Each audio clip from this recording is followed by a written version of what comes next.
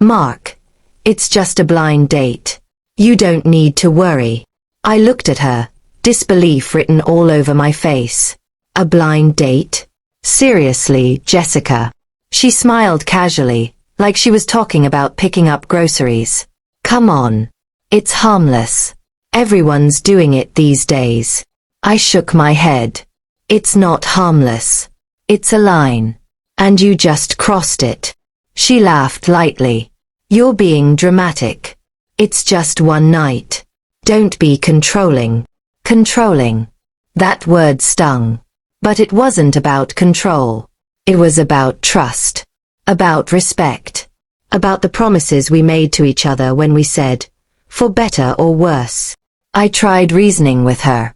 If you wanted to go out with someone else, fine. But don't call it harmless. Don't tell me it's okay when it's our marriage on the line. She shrugged, brushing me off. Mark, relax. I'm still yours. But I knew that wasn't true. The night she left, I sat in the living room, staring at the empty doorway. The couch smelled like her perfume, and every minute that ticked by felt like a betrayal. I couldn't sleep. I kept thinking, she's sitting there with a stranger, laughing, talking, maybe flirting, and I'm just waiting for her to come back like nothing happened. When she returned, I could tell something had changed.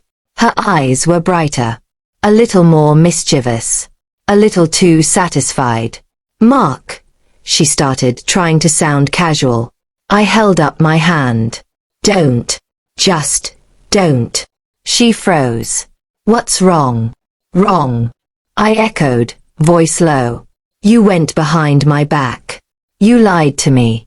And you acted like it was nothing. Nothing. She tried to laugh it off. I didn't lie.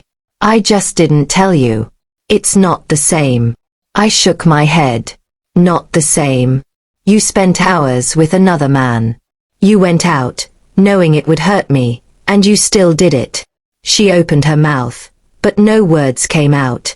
I realized then that it wasn't just about the blind date. It was about a pattern, of disregard, of selfishness, of thinking her desires mattered more than our marriage. 2 weeks later, I filed for divorce. She screamed. She cried. She begged. Mark, wait. I didn't mean it. I stayed calm. It's too late. You made your choice. Her friends called, trying to convince me to reconsider. I refused. Even my own heart screamed to give her another chance, but I couldn't. Not after seeing the person I loved choose someone else over us, over our vows, over me. Months passed. I rebuilt myself. I focused on my career, my friends, my sanity. I didn't hate her. No, hate is heavy, and I didn't have time for it. I simply accepted that she was gone. Then the calls started. Mark, please. I made a mistake. I miss you. I was wrong. Can you forgive me? I ignored most. The last time, I answered. Her voice trembled. Mark, I know I hurt you. I know I betrayed you. Please, can we talk? Can we start over? I stayed silent. Let her words hang in the air. You don't understand, she said, desperate. I've realized what I lost. I've realized it was always you. I was stupid. I was selfish. Please, give me a chance. I could hear the tears, the panic, the regret. And part of me wanted to comfort her, to tell her it was okay. But the truth? I didn't want to. I had spent months healing, relearning who I was, rebuilding the life she tried to take for granted. I'm glad you understand what you lost, I said finally. Voice calm, firm.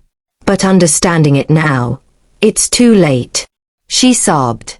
Mark, please. I'll do anything. Anything. You made your choice, I said quietly. And now, you live with it. Just like I'm living with mine. You can beg. You can cry. You can regret. But you can't change the past. There was silence on the line. Then a whisper. I'm sorry. Yes, I said. You are. That's all you can be. Sorry. I hung up. And for the first time in months, I felt peace. Losing her hurt, yes. But losing someone who didn't respect our marriage. It was liberation in disguise. She went out on a blind date. I divorced her. And now she begs. But the truth is, I've already forgiven myself for ever trusting her. Because sometimes, the best revenge isn't anger. It's moving on.